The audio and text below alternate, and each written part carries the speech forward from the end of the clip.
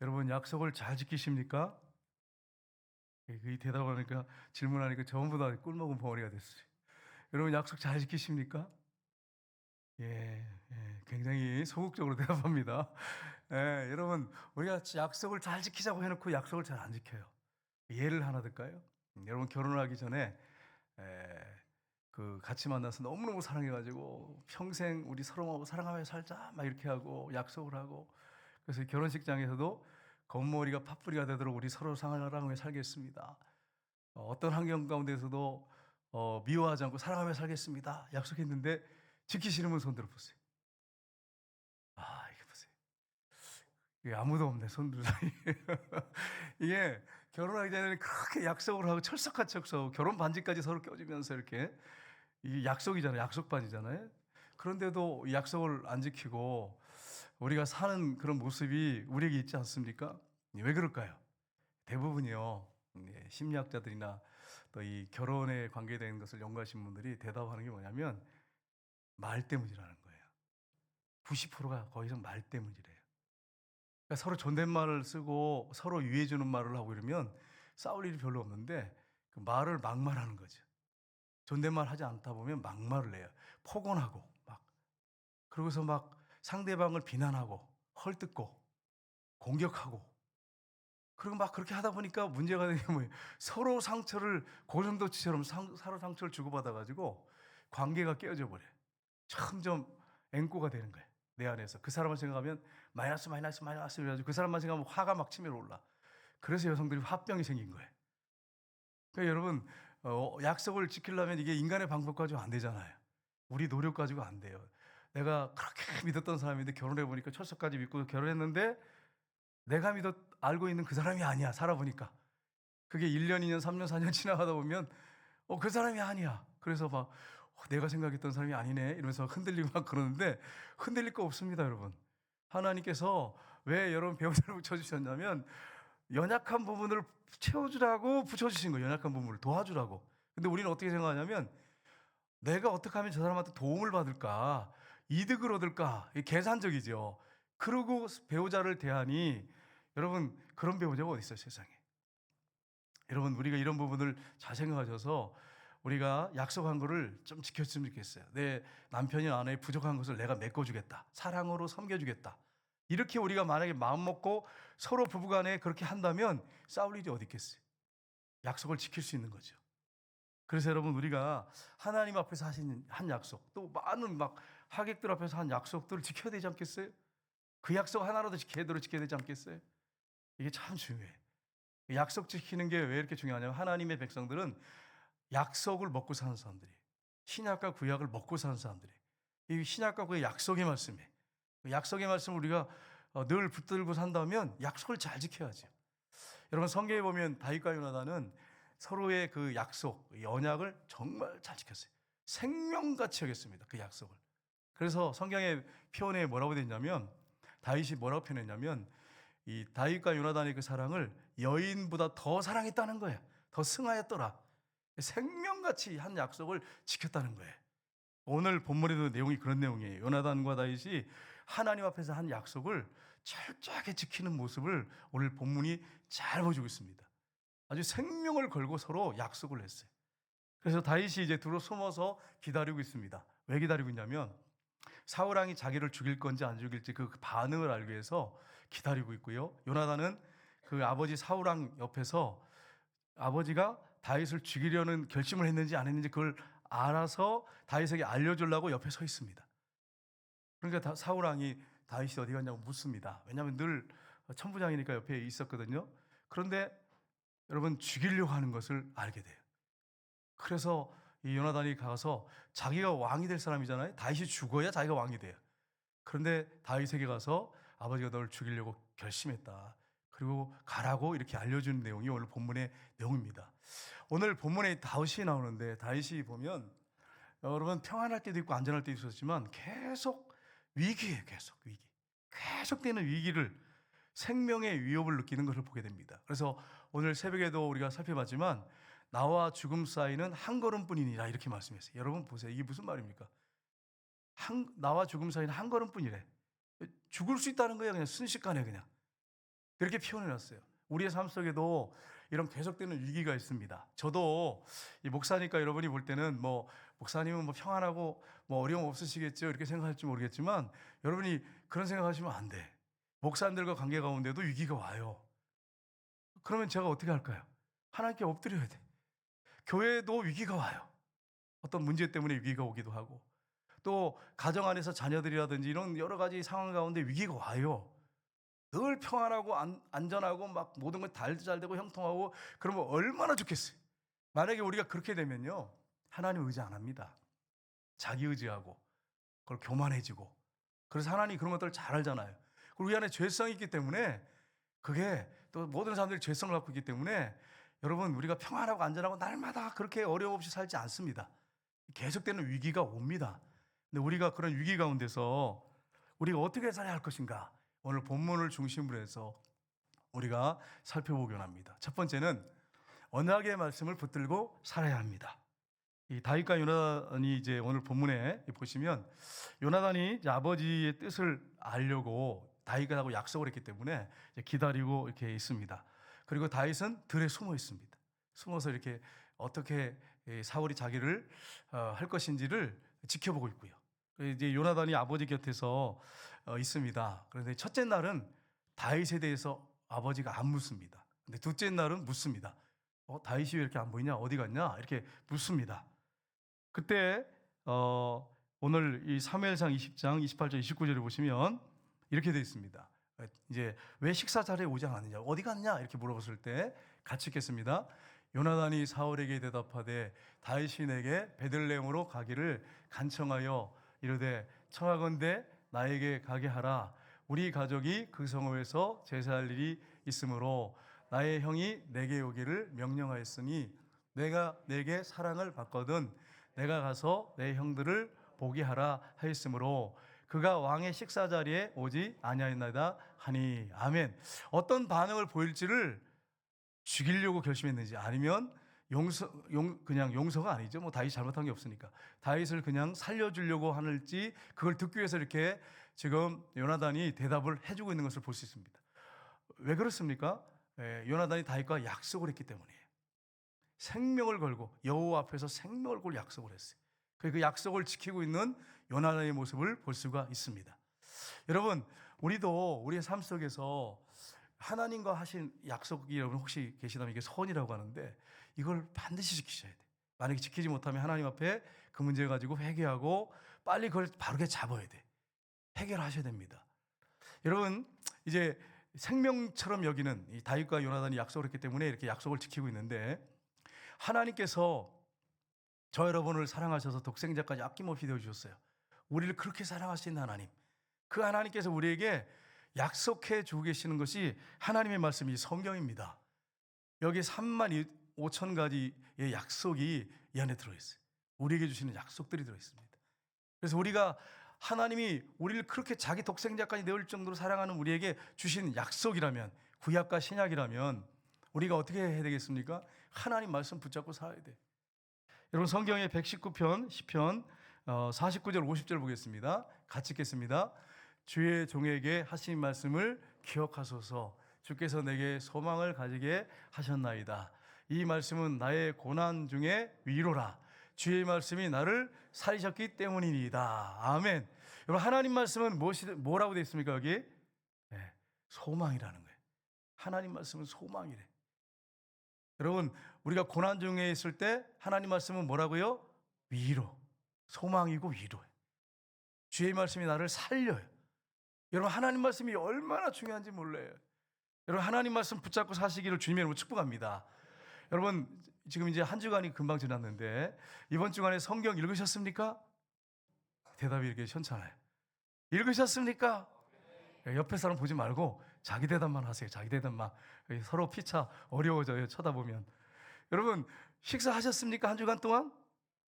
이거는 크게 대답하면 예, 아멘. 식사하는 게 잘하시는 분들이 왜 하나님 말씀을 안 보고 영의 양식인 이 생명의 양식, 위로, 소망, 우리를 살리는 말씀을 안 보고 밥은 실컷 드시고 그리고 하나님 말씀을 안 받습니다. 이렇게 하면 우리가 이게 양심적으로 이게 걸리지 않겠어요? 여러분? 그래서 여러분 그래요, 여러분. 남편들 삼식이도 있는데 밥을 잘 먹이십시오. 그러면서 밥을 잘 먹이시면서 여보 성경도 많이 보세요. 이렇게 하면 얼마나 좋아. 그러니까 여러분 남편이 계신 분들 삼식이가 계시거든 잘 드시게 하세요. 건강하게 운동도 하세요. 성경도 많이 보세요. 이렇게 하셔야 돼요, 여러분. 맨날 집에만 있네 이러면서 저 인간은 나가지도 않고 뭐 하나 이렇게 하시면 안 돼. 남편을 귀하게 여겨야 돼. 평생을 여러분 돈 벌어다 주잖아요. 그렇잖아요, 그죠? 안 벌어다 줬어요? 네, 벌어다 줬잖아. 평생을 거기서 별의별 그런 이상한 소리 들으면서 자존심 꺾어가면서 죽어야 돼. 죽어야지 직장에서 오래 버텨요. 내가 죽었다 이래가지고 고생하면서 돈 벌어다 줬는데 이제 나이가 돼가지고 이제 퇴임할 때 나올 때가 됐잖아요. 그래서 나오면 완전히 찬밥이야. 왜 집에 있냐고 자꾸 나가라고 하는 눈치를 자꾸 주면서 레이저를 자꾸 쏘고 막 이래가지고 남편들이 자꾸 밖을 돌아. 그래가지고 오직하면 남편들이 뭐라 하냐면 나는 자연인이 되고 싶어요. 뭐 이런 얘기를 자꾸 하잖아. 자연인 이런 것들을 남자들이 되게 좋아하는 이유가 여러 가지 이유가 있겠지만 외로워요. 너무 외로운 거야. 우리가 그렇게 하면 안 되죠. 평생 고생한 남편인데 잘 이렇게 식사도 대접해주고 그리고 건강 챙기라고 하고 말씀도 많이 보세요. 그러면 여러분 여러분에게 축복이 영적으로나 육적으로 축복이 되는 것입니다. 이 사실을 여러분 기억하시고 말씀을 많이 읽고 묵상하시기를 주님의 이름으로 축복합니다. 하나님 말씀 우리의 진정한 소망이에요. 여러분 로마서 보시면 15장 4절 보겠습니다. 같이 읽겠습니다. 그러므로 무엇이든 전에 기록한 바는 우리의 교훈을 위하여 기록된 것이니 우리로 하여금 인내로 또는 성경의 위로로 소망을 가지게 함이니라. 아멘. 하나님 말씀은 소망, 위로 우리 살리는, 듣는 자는 살아나리라. 하나님 말씀을 살려. 이런 건 생명의 말씀이에요. 생명의 말씀. 이게 얼마나 귀한지 몰라요, 여러분. 하나님 말씀은 정말 중요해. 오늘 우리가 이제 이 말씀을 듣고 있는데 오늘 이제 청년이 이제 전화가 와가지고 통화를 했어요. 통화를 했는데 이제 그 중에 여러분 기억할 게 있습니다. 그게 뭐냐면 여러분 이스라엘에 보면 성막제도를 하나님 주셨잖아요. 성막제도. 이 성막제도를 주셨는데 지성소 안에는 뭐가 있습니까? 법궤가 있어요. 역시 장로님 다르시네.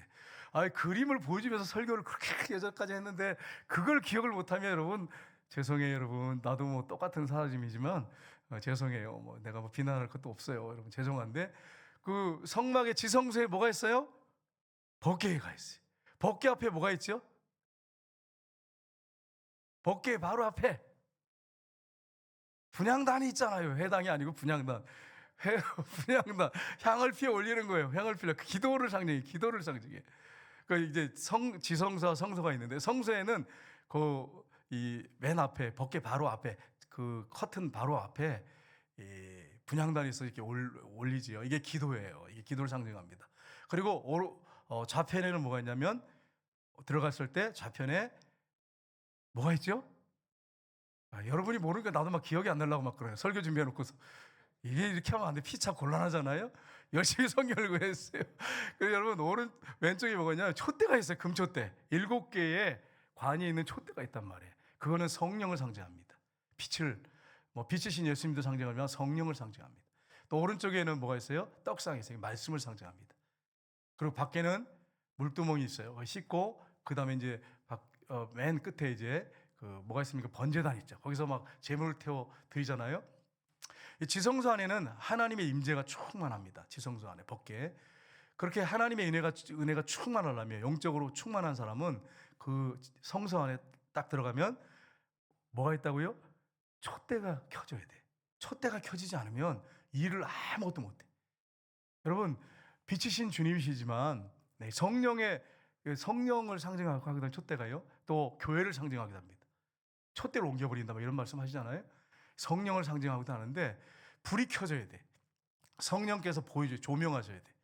성령께서 조명을 하면 여러분 성령의 인도 따라 살아야 됩니다. 그러면서 기도를 드리고 말씀을 먹고 살아야 돼. 그래야 영이 살 뿐 아니라 혼이 제 기능을 발휘해가지고 나중에 육이 순종해요. 그러면 이 몸으로 산제사를 드리게 되는 거예요. 제사는 다 죽여서 드리는데 성령이 우리 안에서 그렇게 살아계시고 말씀이 우리 안에 살아있고 기도가 살아있으면 어떤 일이 벌어지냐. 우리 몸이 성전이잖아요. 이 몸이 우리가 영적으로 살아있으면 이 몸이 하나님 앞에 산제사를 드리게 돼. 근데 성령 충만하지 않고 기도하지 않고 말씀 가운데 살지 않으면 우리가 이 몸으로 산제사를 못 드려. 그러면 이 몸 가지고 뭐 하느냐? 죄만 져, 죄만 져. 그래서 여러분 이런 부분을 잘 생각하셔서 내 안에 이 성전인데 내 안에 내가 성령의 지배를 받고 있는지, 말씀이 내 안에 있는지, 내가 기도하고 있는지. 성전이니까 끊임없이 향이포 올려드려야 되잖아요. 불을 꺼트리면 안 되잖아요. 네, 번제단에 불을 꺼트리면 안 되는데 내가 그렇게 충만한 상태가 있어야지 번제단에서 제물을 바쳐 올리는 것처럼 내가 날마다 내 삶을 하나님 앞에 드려서 영광 돌릴 수 있어요. 그래서 뭐 큰 일을 한다는 게 아니고 내가 충만한 상태에서 주님을 사랑함으로 하는 모든 것들은 그게 산제사가 됩니다. 그러니까 예를 들어서 내가 늘 영적으로 충만해. 그래서 주님과 늘 동행하면서 어떤 사람과 대화를 해요. 어떻게 될까요? 그 대화가 성령의 지배 가운데 나가기 때문에 아름다운 말이 나오죠. 이게 산제사가 돼요. 내 몸이 산제사가 돼. 어떤 행동을 해도 판단을 딱 해서 하나님 뜻 가운데서 내가 행동을 해. 산제사를 드릴 수 있는 거예요. 그래서 이런 부분을 여러분이 잘 생각하셔서 나는 영적으로 지금 충만한 상태인가? 영적으로 충만해야 찬양이 나와요. 근데 술이 들어가면 가요가 나와. 이게 옛날에 본성이 나온다. 그래 본성이 나와. 그러니까 죄성이 이게 우리 안에 있기 때문에 이게 뭐 누가 주인인지 모르겠어요. 술 주자인지 주님 주자인지 모르겠는데 옛날 그 술 주자 이게 늘 그렇게 살았다는 사람들은 예수 믿어도 이제 술이 들어서 막 곤드레 만드레 되면 세상 노래가 막 나와. 근데 성령에 충만하면 뭐가 나오죠? 예, 찬양이 나와. 성령 충만한데 가요 부르는 사람 봤어요? 나 성령 충만해요. 그런데 뭐 아직도 어두운 밤인가 보다 뭐 이렇게 하면서 뭐 노래를 부르고 이런 사람이 어디 있겠어? 생각해 보세요. 그러니까 여러분 성령 충만하면 찬양이 나와. 저 자신을 보니까 성령 충만하고 지배를 받으니까 찬양이 나오고 감사가 막 나와요. 그게 정상이잖아요. 그러니까 여러분이 오늘 하루 이렇게 지난 가운데 성령으로 충만하고 말씀이 충만하고 기도가 충만했어요. 그러면 여러분이 오늘 하루 승리의 삶을 하실 것입니다. 근데 만약에 여러분이 그렇게 살지 않았으면 오늘 하루 죄밖에 진 게 없어요. 그래서 죄인으로 하실 때 날 부르소서. 그리고 오늘 이 자리에 앉아 계신 분들이 혹이 있을지 모르겠어요. 죄송한데 실제 그래요. 저도 그랬거든요. 육이 충만하니까 이 혼이 막 날 지배하고 그러니까 죄밖에 짓는 게 없더라고요. 목사도 똑같아요. 사람이기 때문에 성령으로 충만해야 돼. 말씀으로 충만하고 기도로 충만이 돼야 하나님 앞에 영광 돌릴 수 있어요. 이 말씀이 우리를 살려요. 그리고 하나님의 뜻 가운데로 인도합니다. 이걸 여러분이 놓치지 마시기를 주님으로 축복합니다. 여러분 하나님 말씀이 얼마나 우리를 복된 길로 인도하냐면 이 철로역정에 보면 크리스찬이 이제 천성을 향해서 천국을 향해서 가다가 절망의 거인에게 붙잡혔어요. 절망의 거인.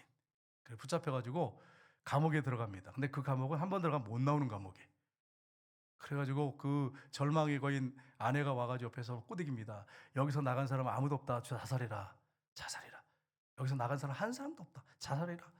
너 이제 끝났다. 네 인생 끝났다. 이렇게 하면서 막 계속해서 자살하라고 그래요. 죽으라고 막 그래요. 그 감옥 안에 있는 크리스찬에게. 그래가지고 크리스찬이 죽으려고 그래요. 자살하려고 죽으려고 그래요.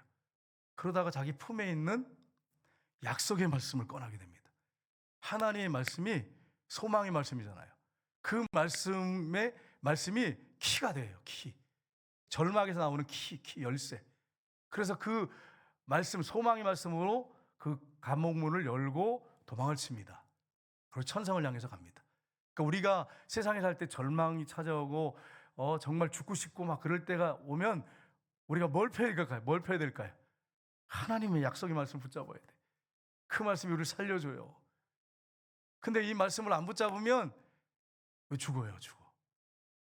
그러니까 여러분이 힘들고 어려울 때 어떻게 하라고요? 말씀을 붙잡고 성령께서 말씀을 볼 때 우리에게 소망을 주고 위로를 주고 우리를 살려 성령께서. 그래서 여러분 말씀을 붙잡는 게 너무 중요한 거예요. 말씀을 붙잡는 게 중요해요. 이 소망이 열쇠야. 목사님들이요 한때 막 이렇게 사역을 잘하시다가 갑자기 시들해지고 막 낙심하고 목사님도요 막 우울증도 그래요. 여러분 오해하지 마세요. 저는 우울증 안 왔어요. 여러분이 기도를 많이 해주셔가지고 하나님 불쌍해가지고 좀 불쌍해 보여요, 여러분? 그래서 하나님께서 은혜를 줘가지고 저한테 그런 적이 한 번도 없어요. 한 적 없어요. 진짜 너무 감사해요. 근데 우울증으로 목사님도 있고 사모님도 있고 선교사님도 있어요. 왜 그럴까요? 사단이 공격하기 때문에 그래요. 죄성이 있기 때문에. 그러니까 목회 힘들어지고 막 힘들어하는데 원인을 분석하잖아요. 네, 첫 번째가 뭔지 아세요? 평소에 꾸준히 큐티하고 말씀 보던 걸 멈췄어. 안 봤어. 안 보고 계속 인간적인 방법으로 목회하는 거예요. 그러면 시들해지고 낙심하고 절망하고 목회 못합니다. 여러분이 하나님 말씀을 손에서 놓으시면 안 돼요. 저도 항상 하나님 말씀을 손에 놓고 이걸 붙잡고 살려고 애쓰고 있어요. 우리 이근태 장로님 성경 몇 번 보셨어요? 제가 들은 얘기가 있어서 몇 번 보셨어요? 한 70번 보셨죠? 60번 봤대요. 60번 봤대요. 얼마나 감사해요, 여러분. 여러분 나이만큼 성경 읽으셔야 돼. 이렇게 또 하면 주여 죽었습니다. 나 지금 60살인데 장로님은 60번을 봤다는데 나는 지금 어떡하지요? 이렇게 하는데 지금이라도 늦지 않았어요. 부지런히 보시면 얼마든지 볼 수 있어요. 목사님 나이만큼 봤어요? 봤어요. 봤으니까 내가 이렇게 당당하게 하지. 제가 만약에 이렇게 했으면 여러분한테 질문이나 하겠어요? 여러분 생각해봐요. 질문 못하지. 내가 그냥 내 나이만큼 안 읽었으면 못하지 이런 얘기. 정말로 성경 봤어요. 네. 하나님 은혜로 봤습니다. 은혜로 봤어요. 왜냐하면 너무 좋았어요, 말씀이. 그래서 제가 고등학교 때 성경을 이렇게 들고 다니면서 기도원 옆에서 나온 파란 성경. 그래서 여기 한글로 있고 옆에 영어로 있고 이거 가지고 들고 다니면서 버스에서 맨날 이렇게 누워서도 보기도 하고 사람 없을 때 뒤에서 이렇게 지대가지고 보기도 하고 말씀이 얼마나 은혜가 되는지 몰라. 막 쏙쏙 들어와 그냥 쏙쏙 들어와. 젊을 때 말씀 많이 보셔야 돼요, 여러분. 우리 권사님들 눈 좋을 때 보셔야 돼. 나중에 조금 지나면 나중에 이제 눈이 이렇게 안 들어와. 이렇게 눈이 안 보여 이게 검은 게 글자인가 이러면서 그러니까 여러분 눈 좋을 때 지금 보셔야 돼, 권사님들. 아시겠습니까? 기도하셔야 돼. 젊을 때 기도하셔야 돼. 다리 아파서 허리 아파서 교회 못 나갑니다. 그렇게 말하기 전에 지금 나올 수 있었잖아. 이때 여러분 기도하고 성경 보셔야 돼. 후회하지 말고. 네, 있을 때 잘해. 후회하지 말고. 있을 때 여러분 살아있을 때 잘하셔야 돼. 후회하지 말고. 하나님 말씀은 정말 살립니다. 그래서 제가 늘 말씀을 이제 묵상하는데 어쩜 이렇게 말씀이 좋은지. 그리고 이 말씀이 정말 나를 살려요. 그리고 하나님이 나에게 하시는 말씀이에요. 이 성도들한테 하라고 하시는 말씀이 아니고 먼저 나에게 하시는 말씀이에요. 그러니까 목회자들이 문제가 되는 게 뭐냐면 설교 준비하려고 성경을 보면 안 됩니다. 그러면 여러분 그 목사 망합니다. 자신에게 뭘 말씀하신지를 봐야 돼. 그래야 목회자도 살고 성도도 삽니다. 순장님도 마찬가지예요. 계시지만 순원을 가르치려고 성경 보면 은혜가 안 되고 여러분 성장이 일어나지 않습니다. 하나님이 나에게 뭘 말씀하신지를 여러분 자신에게 하시는 음성으로 들어야 돼. 그래 여러분 살아납니다. 꼭 기억하시기를 주님으로 축복합니다. 두 번째로 나의 모든 삶의 주권자 되시는 주님을 믿고 살아야 합니다. 여러분 인생의 주인은 하나님이십니다. 주님이십니다. 근데 사울왕을 보세요. 사울왕은 자기가 왕이에요. 사울왕의 삶을 보세요. 자기가 주인이고 왕이야. 이스라엘 왕은 누구죠? 하나님이십니다. 자기가 주인이고 왕이에요. 오늘 본문에 요나단 아들에게 하는 말을 통해서 우리가 확인할 수가 있어요. 30절 31절 보겠습니다. 같이 읽겠습니다. 사울이 요나단에게 화를 내며 그에게 이르되 패역무도한 계집의 소생아 내가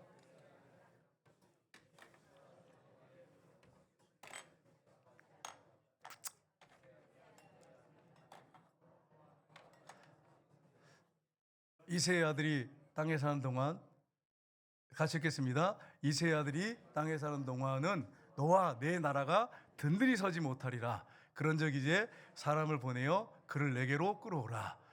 그는 죽게 할 자니라 한지라. 아멘. 요나단이 이렇게 다윗을 편들고 이렇게 이야기하는 것에 대해서 화가 너무너무 났어요. 그래서 화를 냈는데 뭐라고 하냐면 아들한테 이 패역무도한 계집의 소생아. 왕이 지금 이게 할 말입니까? 생각해 보세요.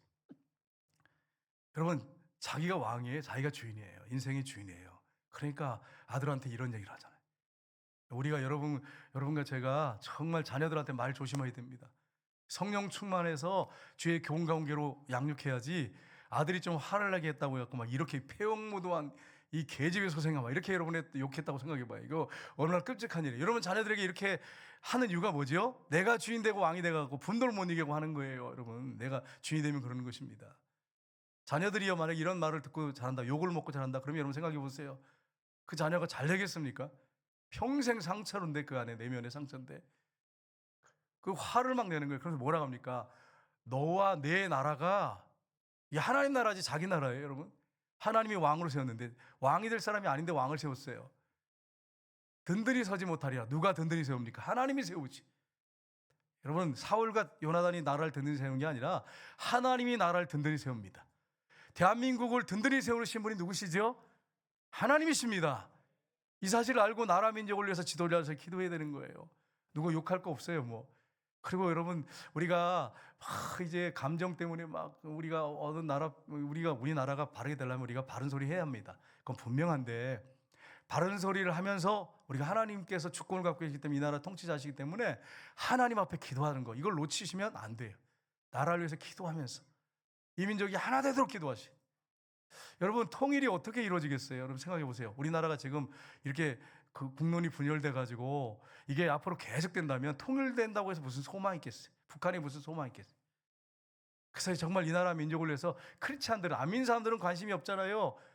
먹고 막 마시고 이렇게 세상 사는 거, 거기에 올인하는 사람들이 나라를 걱정하고 나라를 위해서 기도하겠어요? 크리스찬들밖에 없잖아요. 그래서 여러분, 교회가 소망입니다. 그래서 여러분과 제가 나라 민족을 위해서 하나님 앞에 기도하시면서 바른 소리를 내야 됩니다. 싸우라는 얘기 아니고 어느 게 옳은지 그른지를 얘기하라는 거죠. 여러분, 이렇게 얘기하죠. 요나단이 항변을 합니다. 그가 죽을 일이 무엇입니까? 무엇을 행하였나이까? 그러니까 사울이 어떻게 하나 보십시오. 33절 34절 보세요. 같이 읽겠습니다. 사울이 요나단에게 단창을 던져 죽이려 한지라 요나단이 그의 아버지가 다윗을 죽이기로 결심한 줄 알고 식탁에서 떠나고 그 달의 둘째 날에는 먹지 아니하였으니 이는 그의 아버지가 다윗을 욕되게 하였으므로 다윗을 위하여 슬퍼함이었더라. 아멘. 여러분, 창을 들고 아들을 죽이려고 그래요. 분노를 못 이겨가지고. 참 이게 대한민국의 아버지들 중에서 이런 분이 있어요. 솔직히 얘기해서 아들한테 딸한테 막 함부로 하고 이게 이 감정을 절제가 안 돼가지고 그런 경우가 있어요. 여러분, 참 이게 누가 자유롭겠습니까? 누가 자유롭겠어요? 여기서 우리 아버지들 중에 나는 우리 아들한테 딸한테 한 번도 소리 지거나 화낸 적이 단 한 번도 없다. 그런 분 손 들어보세요. 없잖아. 이게 누가 자유롭겠어요? 왜냐하면 내가 정말 주님을 주인으로 인정하고 왕으로 인정하고 그분께 통치를 받지 않으면 이 사람이기 때문에 다 나온단 말이에요. 자존심 건들면 막 튀어나온단 말이에요. 저도 우리 아들이 하도 그냥 속을 새기길래 차에다 앉혀놓고서 욕을 막 했어요. 그랬더니 아버지 욕 못 하시잖아요. 그래가지고 고개를 푹 숙이고 다시는 내가 안 할게. 그러고 미안해. 그러고 말았어요. 욕 몇 마디 하다가 아버지 원래 욕 안 하신 분이잖아요. 그래가지고 그래. 그래서 그 다음에 욕을 못 했어요. 여러분, 이게 사람이기 때문에 이게 어쩔 수 없어요. 막 감정이 이게 안 되면 막 화가 나는데 어떻게 하겠어요. 그래서 미안해. 내가 무릎을 꿇고 막 하더라. 내가 그때 일본에 가가지고 같이 이제 여행을 갔거든요. 가가지고 무릎을 꿇고 호텔에서 아빠가 잘못했다. 죽을 죄였다. 그러니까 아빠 괜찮아요. 뭐 그럴 수도 있죠. 나 기억도 안 나요. 그래서 잊어버렸다 그러더라고. 그래서 넘어갔는데 그게 계속되면 안 되잖아요. 여러분 생각해봐. 맨날 무릎 꿇고 그러면 되겠어요, 여러분? 이게 왜 그러냐면 내가 주인이 되고 왕이 되기 때문에 그러는 거예요. 내가 주인 되고 왕이 되기 때문에. 그래서 여러분, 이런 부분을 우리가 잘 생각하셔야 됩니다. 내가 주인 되고 왕이 되면 감정이 절제가 안 돼요. 저도 목사지만 내가 주인 되고 왕이 안 되면 입에서 막 때로는 막 화가 나니까 함부로 말이 나온단 말이에요. 그때마다 여러분 선포해야 할 게 있습니다. 그게 뭐죠? 나는 이미 죽었습니다. 이걸 선포하셔야 돼요. 예수님이 십자가에 죽을 때 여러분 죽었습니다. 우리 권사님들, 집사님들, 여집사님들, 내가 예수님과 함께 십자가에 죽었습니다. 아멘. 근데 남편 때문에 화가 나서 막 소리 지르고 막 네이저 쏘면서 빨리 나가 이러면서 막 이렇게 하면 우리 여성들 되겠어요? 안 되겠어요? 여러분 생각해 보세요. 내가 살아서 그래. 내가 살아서. 내가 주인이고 왕이야. 그래가지고 그래. 나는 이미 십자가에서 죽었어요. 죽음을 딱 선포하잖아요. 제가 해보니까 나는 이미 십자가에 죽었어 딱 선포하면 이게 싹 이렇게 주저앉아요. 우리 아들한테 제가 그랬어요. 아빠는 죽었다 이랬어요. 그랬더니 진짜요. 싹 죽어요. 아빠는 죽었다 그러니까 여러분, 정말 여러분이 죽으셔야 돼. 우리 여집사님들도 자녀들한테 함부로 말하고 하는 것들, 나는 죽었습니다. 십자가에서 죽었습니다. 이렇게 선포해 보세요. 예수님이 내 안에 살아계십니다. 이렇게 선포해 보세요. 그럼 이 감정이 확 죽어버려요. 이게 실제입니다. 실제. 근데 이게 안 죽으면 막 나오는 거예요. 그냥 나온 대로 그냥 하는 거예요. 죄성을 갖고 있기 때문에 언제 터질지 몰라. 언제 이 죄성을 갖고 있어요. 폭탄이 있어요. 그래서 여러분이 날마다 선포하고 죽음을 선포하고 주님과 동행해야만이 승리할 수 있어요. 여러분, 자신의 인생의 주인이 아니잖아요. 우리가 주인이 아니잖아요. 주님이시잖아요. 로마서 14장 9절을 보시면 같이 읽겠습니다. 이를 위하여 그리스도께서 죽었다가 다시 살아셨으니 그 죽은 자와 산 자의 주가 되려 하심이라. 아멘. 예수님이 이 땅에 오셔서 십자가에 우리를 위해서 죽으시고 부활하신 목적이 뭐냐? 우리를 구원할 뿐 아니라, 구원은 여러분 당연한 거, 구세주뿐 아니고 산 자와 죽은 자의 뭐가 되기 위해서? 주인이 되기 위해서. 그래서 여러분이 예수님을 모셔드릴 때 그분이 구세주요, 우리 구원자요, 그분이 나의 주인이요, 왕이라고 하는 것을 인정하면서 마음에 모셔드리는 것입니다. 그러니까 여러분, 산자와 죽은 자의 주가 되기 위해서 그렇게 살아가셨단 말이에요. 그분이 우리 안에 들어와 사십니다. 영으로 들어와 사십니다. 성경에 뭐라고 되어 있느냐? 빌립보서 2장 11절 보겠습니다. 같이 읽겠습니다. 모든 입으로 예수 그리스도를 주라 시인하여 하나님 아버지께 영광을 돌리게 하셨느니라. 아멘. 여러분의 주인은 누구십니까? 예수님이십니다. 예수님과 함께 여러분과 저는 죽었어요. 그리고 그분이 내 안에서 주인으로 살아계십니다. 여러분, 이렇게 딱 되면요, 어떤 일이 벌어지냐면 미움, 분노, 불안, 초조, 우울, 근심, 걱정 이런 것들이 사라져 버려요. 제가 해보니까 그래. 이거는 그냥 설교하는 게 아니고 여러분 제 삶을 얘기하는 거예요. 부활하신 예수님이 내 안에 주인이십니다, 왕이십니다를 날마다 나는 외치고 있습니다. 그리고 주님과 동행합니다. 놀라운 것은 어떤 일이 벌어지냐? 이 쉬고 제가 올라가기도 해요. 그때마다 난 죽었습니다 이렇게 하고 회개하고 막 하는데 분노, 미움, 불안, 초조, 우울, 근심, 걱정 이게 사라진다는 거예요. 그럼 뭐가 오느냐? 마음의 평안이 와요. 기쁨이 오고 위로가 오고요. 주님 때문에 행복이 오고 기도하면 눈물이 막 나요. 제가 기도하면서 주님 곁에 내가 이렇게 머물러 있습니다. 여러분, 기도 잘하려고 하지 마. 기도 잘하려고 하니까 스트레스 받아. 기도 잘하려고 하지 말고 그냥 나는 사랑하는 주님 곁에 머물러야지 이렇게 생각하고, 사랑합니다 주님, 아버지 사랑합니다. 그럼 머무르면서 속에 있는 거 그냥 얘기하세요.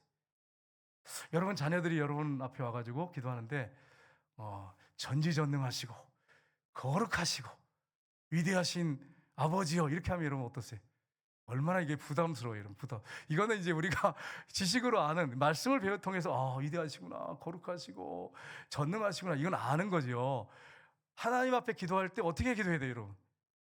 여러분이 미사역을 막 꾸며가지고, 옛날에 우리 장로님들 지금 그렇게 하지 않는데 옛날 장로님들은요, 전지전능하시고 무소부재하시고 거룩하시고 자비로우시고 사랑이 많으시고, 이거 꼭 들어가요. 웬만한 장로님들, 옛날 장로님들 그랬어요.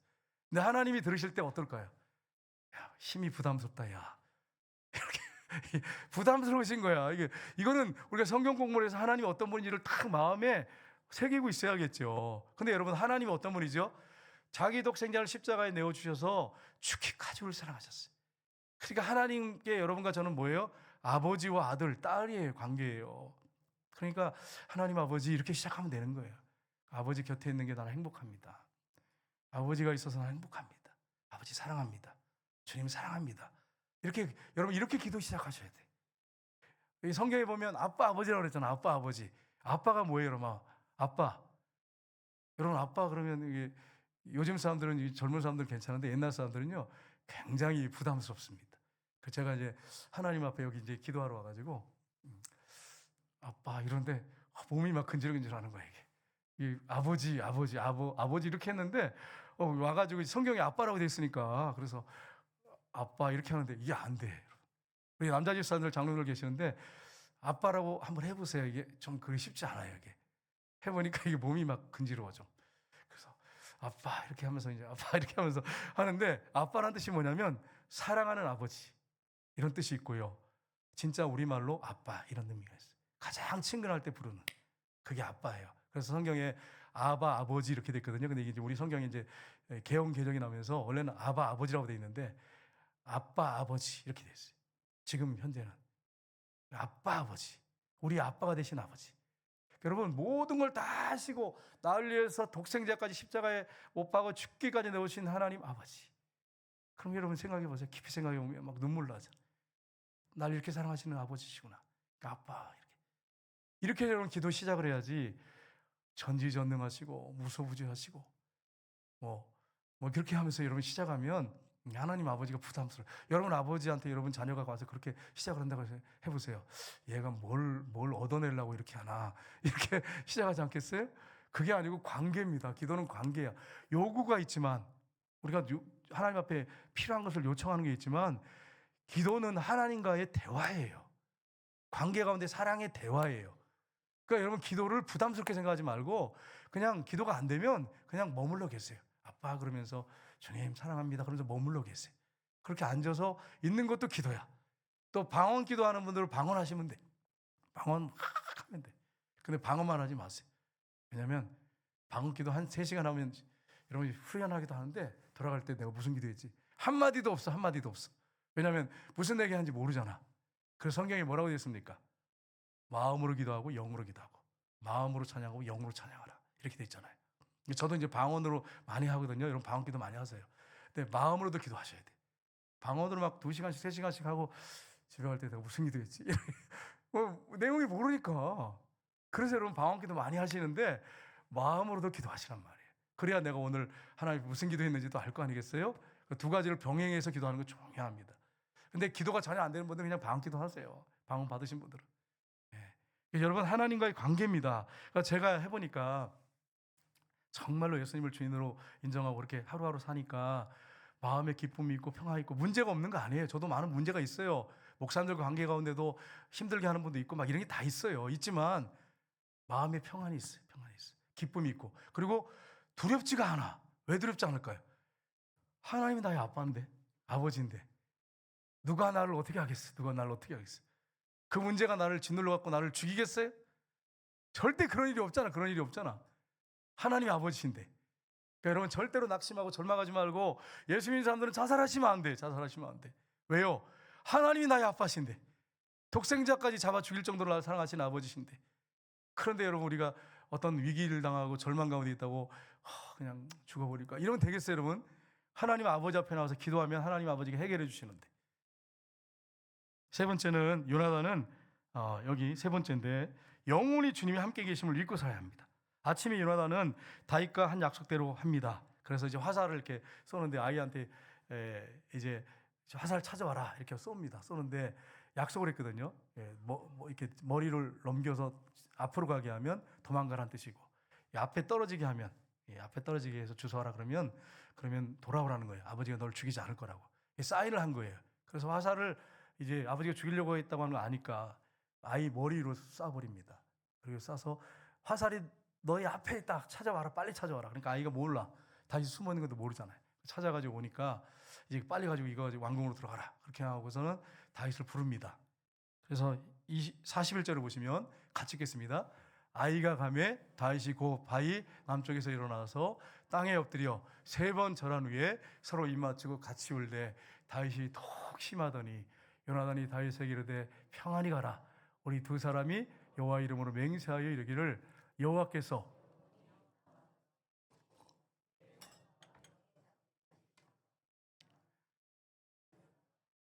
요나단은 성읍으로 들어가니라. 아멘. 통곡한 거예요. 둘이 붙잡고 통곡한 거예요. 여러분 정말로 생명처럼 사랑했어요. 요나단과 다윗이 서로. 참 이게 얼마나 중요한지 몰라요. 교회 안에서 성도들 간에도 이렇게 돼야 되는 거예요. 이렇게 돼야 되는 거예요.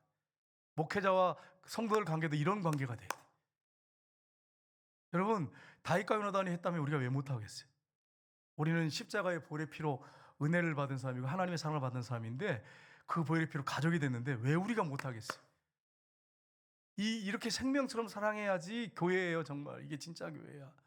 우리가 여러분 회사로 모였습니까? 네? 그래서 계급으로 모였습니까? 아니잖아요.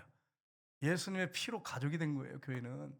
그래서 서로 위로하고 서로 생명처럼 사랑하고 그렇게 살아야 돼요. 그게 하나님이 기뻐하는 삶입니다. 여러분 주님이 영원토록 살아계시고 함께 하세요. 함께 하신다고 하는 거 여러분 잊지 마세요. 데살로니가서 5장 10절 보시면 같이 읽겠습니다. 예수께서 우리를 위하여 죽으사 우리로 하여금 깨어있든지 자든지 자기와 함께 살게 하려 하셨느니라. 아멘. 왜 죽으시고 부활하셨습니까? 우리가 깨어있든지 자든지 어떻게 해요? 늘 함께 살게 하기 위해서. 여러분 제가 질문할게요. 여러분 주님과 한 주간 동안 동행하셨습니까? 이렇게 돼야 돼요. 아멘 하셔야 돼. 노맨 그러면 이게 생각해봐야 돼. 내 육신적인 생각을 따라서 한 거예요. 육신적인 생각을 따라서 주님과 동행한 게 아니에요. 목사님은요 이렇게 하면 주님과 동행했어요. 했는데 순간적으로 동행하지 못할 때가 있었어. 그럼 주님 죄송합니다. 그리고 회개하고 사랑해요 주님. 그러면서 빨리 회복하죠. 빨리 오토기처럼 빨리 회복하지. 여러분 늘 함께하기 위해서. 근데 그분이 영원히 함께하세요. 이거보다 큰 위로가 어디 있습니까? 여러분 생각해 보세요. 우리가 죽을 때도 함께하세요. 제가 이제 어떤 분한테 질문했는데 여러분이 남편과 아내를 너무너무 사랑해. 그런데 죽었어. 같이 가기 원하시는 분. 남편이 죽었어. 나도 관을 하나 짜주세요. 같이 옆에 눕겠습니다. 이게 될까요? 안 될까요? 예. 세상 사람들은 여기 있는 분들 그런 게 아니고 세상 사람들은 잘 죽었다 이렇게 할 수도 있어요. 근데 우리는 나도 관을 하나 짜주세요. 옆에 누워서 같이 죽고 싶어요. 뭐 이렇게 하면 얼마나 좋겠어요. 여러분. 근데 그게 안 되잖아. 현실적으로. 그렇죠? 여러분 보세요. 우리가 마지막 죽을 때 함께 가지 못합니다. 배우자도 자녀도 함께 못 갑니다. 아무리 자녀를 사랑해도. 우리 장로님이 계시는데 아들이 얼마나 잘생겼는지 몰라요. 근데 아버지를 존경하고 사랑해요. 근데 아버지가 돌아가셨으면 나도 같이 묻어주세요. 이렇게 하는 효자일까? 이런 사람이 세상에 어디냔 말이에요. 어디냔 말이에요. 보세요. 그 죽음의 순간에 혼자 가야지 누가 동행할 수 없잖아요. 근데 내가 죽는 순간에도 여전히 나와 함께 하시고 내 영을 데려가셔서 저 천국에서 영원히 같이 예수님 재림하시면 우리가 새로운 몸을 얻게 되는데 영원히 함께 사세요. 그분이. 그러니까 여러분의 진짜 신랑은 누구십니까? 예수님이십니다. 그분 한 분만으로 만족하셔야 돼. 그게 진정한 위로입니다. 저도 생각을 해봤어요. 우리 아이들 그렇게 할까? 안 그럴 것 같아요. 여러분, 주님은 우리가 죽을 때도 어느 곳에든지 외국에 가든 어디든지 우리가 사망의 음침한 골짜기를 다닐지라도 주님이 우리와 함께 하십니다. 그러면 얼마나 감사하고 기뻐요. 이건 사실이잖아요. 사실. 하나님이 약속하셨잖아요. 약속. 그러니까 여러분이 직장 생활할 때 누가 스트레스 주고 교회에서 누가 스트레스 준다고 나 상처받았어요 목사님 막 그러면서 나 교회 떠나야겠어요. 상처받았어요. 신앙이 제대로 된 사람들은 믿음 안에 굳게 선 사람들은 주님과 늘 동행한 사람은 그렇게 말하면 안 되잖아. 그게 생각해봐요. 너 목사님 나 정말 권사님 때문에 못 살겠어요. 그렇게 물론 다른 것 때문에 그럴 수 있어요. 상처 막 줘가지고 막 상처를 너무 줘가지고 막 후벼 파가고 막 이래가지고 막 그런 경우를 말이에요. 그럴 때 말하는 다른 경우에는 교회를 떠날 수도 있고 옮길 수 있어요. 근데 어떤 사람 한 사람이 나를 집요하게 힘들게 해가지고 막 감정을 건드려가지고 그래서 그렇게 할 수는 없는 거죠. 왜 그렇습니까? 주님이 나와 함께 하시잖아요. 주님이 함께 하시잖아요. 그러니까 여러분 상처받았어요 그렇게 하지 말고 주님 앞에서 토설하면 한나가 상처받아 토설했어요. 왜냐하면 집요하게 팠어. 그 분인나가 그 애기 없는 거지 집요하게 파가지고 괴롭혔는데 그거 가지고 하나님 앞에 눈물로 기도하다가 어떤 사람이 태어났습니까? 기도하기를 쉬지 않는 3일 선제가 태어났어요. 그 예수 믿는 사람들은 누가 날 집요하게 교회에서 힘들게 한다고 해도 거기에 묶이지 말고 하나님의 눈물로 기도하시길 주님으로 축복합니다. 그럼 여러분 축복이 되는 거예요. 그분이 영원히 함께 하시기 때문이에요. 마지막 구절 읽고 마치겠습니다. 마태복음 같이 읽겠습니다. 볼지어다 내가 세상 끝날까지 너희와 항상 함께 있으리라. 아멘. 그러니까 여러분 자녀들이 서울에 가 있든 대전에 가 있든 부산에 가 있든 걱정할 게 하나도 없어요. 왜 그렇습니까? 세상 끝날까지 너희와 항상 함께 있을 것이다. 약속하셨잖아요.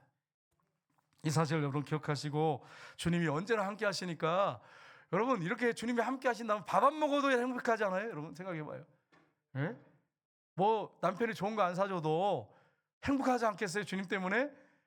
이게 크리스찬의 삶이에요. 부활하신 주님이 함께 하신 것 때문에 이게 크리스찬의 삶이에요. 그래서 날마다 행복해 우리는. 누구 때문에? 예수님 때문에. 근데 나는 목사님 나는 불행해요. 그래서 나는 외로워요. 너무 힘들어요.